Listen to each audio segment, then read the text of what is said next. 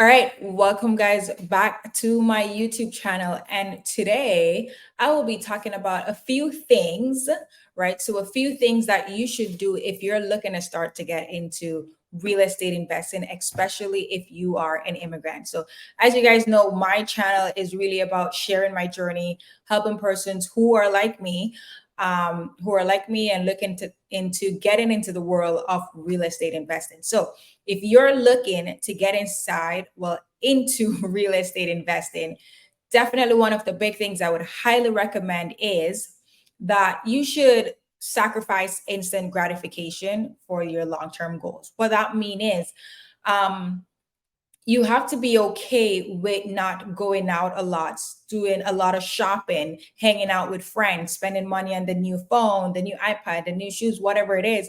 An example for me was that when I was working in the restaurant industry, I think in the first year or the second year when I decided that okay, I want to get into real estate, I started working nonstop. Like I was doing doubles back to back, like working crazy shifts. I wouldn't go out to eat much. There wasn't going out to much restaurant. I would cook at home. Online shopping, no, no, no, because I'm like, where am I going to wear those clothes? So no online shopping. I didn't do that much unless I needed work for clothes for work. That's the only time I did shopping.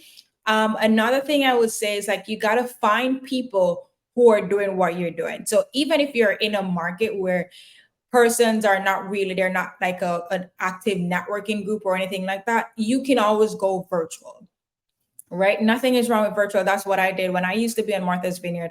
There wasn't a lot of people, like there was no people, like there's nobody who was doing real estate investing. I mean, everyone that was doing it, they've been doing it for years and they're like old school, they're retired and all that stuff. So I relied heavily on online networking platforms, for example, Bigger Pockets again.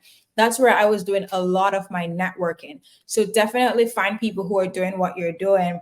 And lastly, is that I would highly, highly recommend learning. Especially make the time to learn if you are looking to get into real estate. This does not mean, oh my God, I need to set aside 1 hour to sit down and read, especially if you do not have the time. You got to find a way to multiply your time, right? To multiply the things that you're doing within any given time. So if it's that you're driving to work, like turn on a podcast, listen to it, put it on speed, turn on a book, listen to it. If you are at the gym, instead of listening to music, I mean, not all the time you're going to want to listen to a book or whatever it is, but make it a habit where you're at the gym, instead of listening to music, you're also listening to a podcast or a real estate podcast, or you're listening to a real estate book, any like book or material that is going to help you to get to the next level.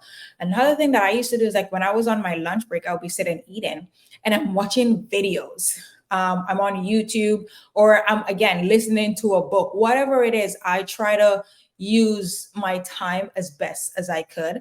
So those things I would highly recommend if you're completely new, looking into get into real estate investing. Sacrifice instant gratification, find people who are doing what you're doing, and lastly, make time to learn. That's all I got to say. Let me know what you guys think. And if you want more content and what type of content you guys want me to share, feel free to drop them in the comment or leave me a message.